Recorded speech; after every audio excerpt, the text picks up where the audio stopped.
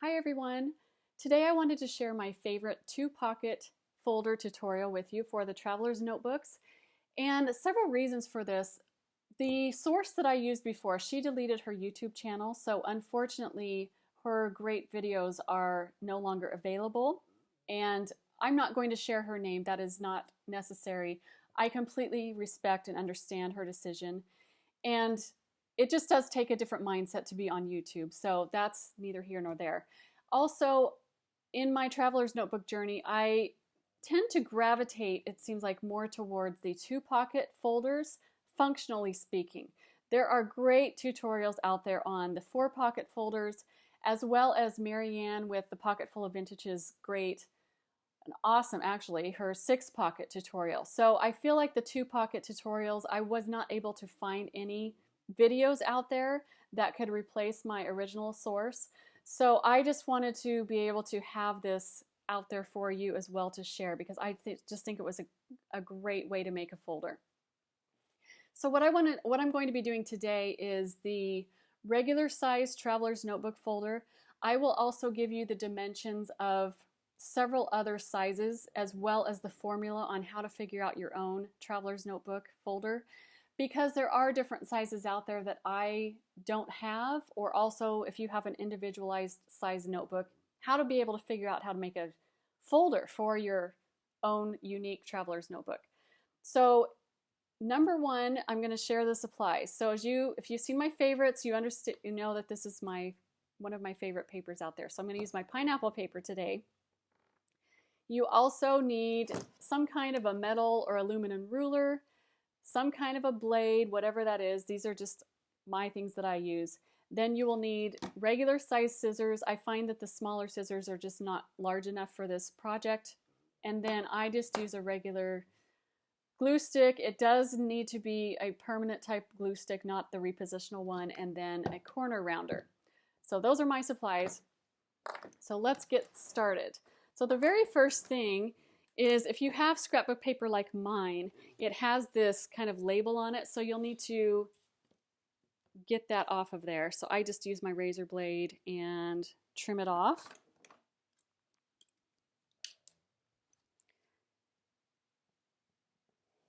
So there you go on that one.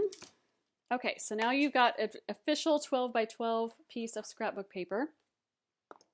Then the next thing you'll need to do is cut it down for the dimensions. And with the regular size Traveler's Notebook, you need to have this 9.5 inches wide, and then you'll leave the height, fortunately for this one. So this one's an easy peasy one to do.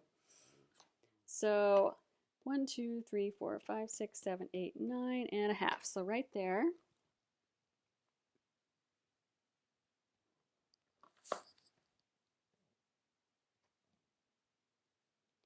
And as you can see, I just use my well-loved and worn, it's very old, cutting mat. And so this is the perfect size now. So then the next thing you want to do is just fold this in half. And I probably forgot to mention, this is double-sided cardstock. You don't necessarily need to have the double-sided. I think it's great, for the aesthetics of it. But you do definitely need to have cardstock, because with a folder it's going to get some wear and tear. And another reason why I really like this tutorial is because it only uses the 12 by 12 scrapbook paper. You don't need any other supplies, which I feel like most people have on hand, or at least it's readily available, whereas like Marianne's awesome tutorial, you need this legal size file folder, and I've never been able to find those. So this is really easy to find. So go ahead and actually fold this both ways, because you'll need one of those folds later. So now it's folded in half. And then what you're going to do is fold up, this is 12 inches, right? And then you're going to fold up 4 inches. And as you can see, I am not going to be super perfectionist about this.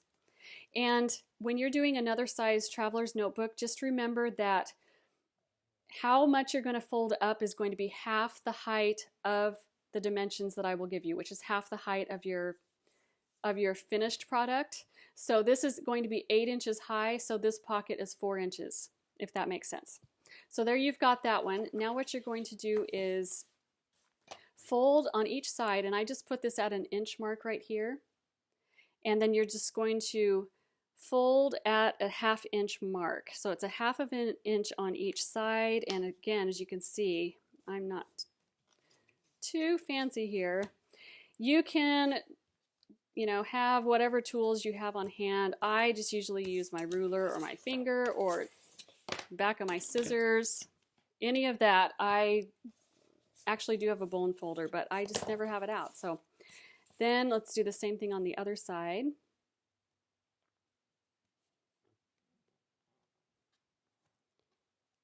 The hardest part really is lining up the ruler. Okay, so there's that side.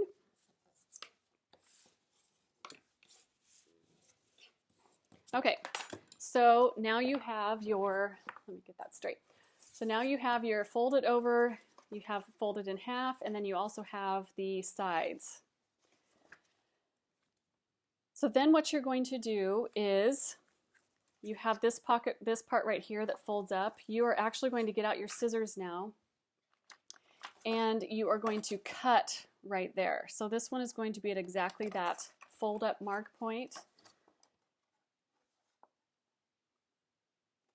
And then on this cut, for the longer cut right here, what you're going to do is cut on the very inside, like maybe a 1/2 of an, not 1/2 of an inch, that's way too much, an 1/8 of an inch, that's what I was trying to say. So you'll just cut right on the inside of that fold line.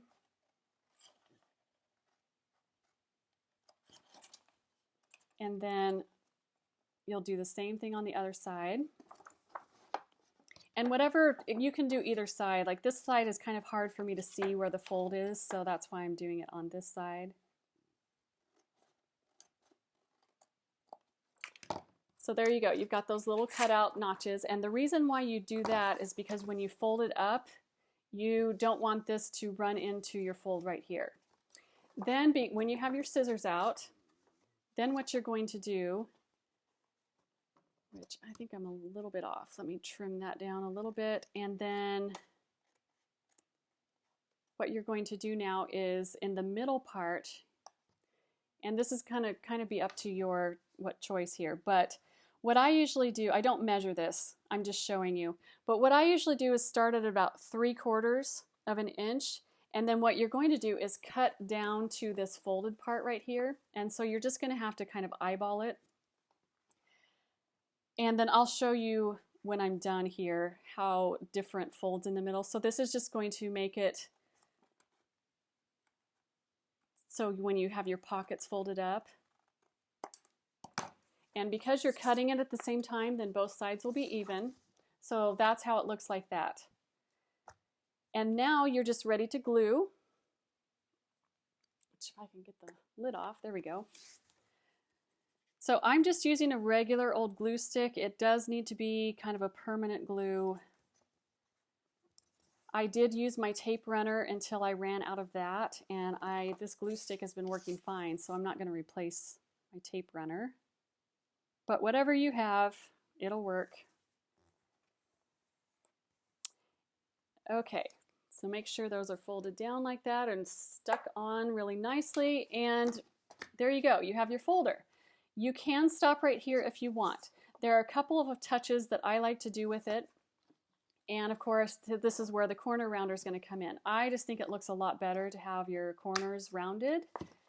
And then of course with your traveler's notebook, you're going to want at least the middle ones in here so it'll fit around the elastic and won't get bent.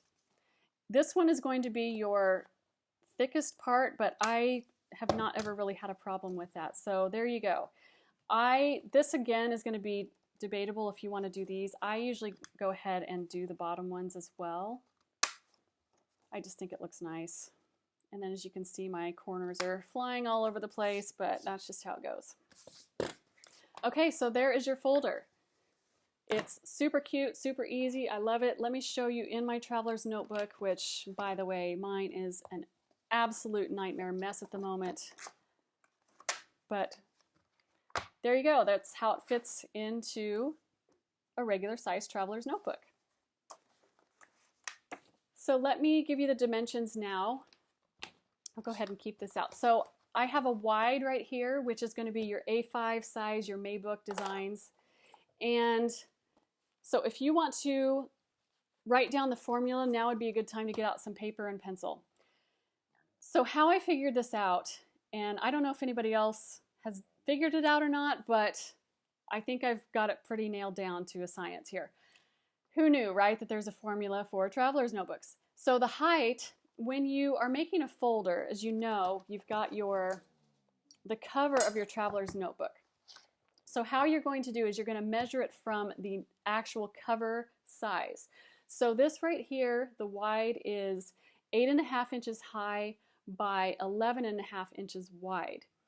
So the formula is, with the height, and of course this is going to be for the scrapbook paper that you're using, what you want to do is the height of your notebook minus 1/4 to 1/2 of an inch. I usually do 1/2 of an inch, but if you only want 1/8 of an inch on the top and the bottom, just do 1/4 of an inch. So the height minus 1/2 of an inch plus 1/2 of the height. So for instance, the wide is 8.5 inches high.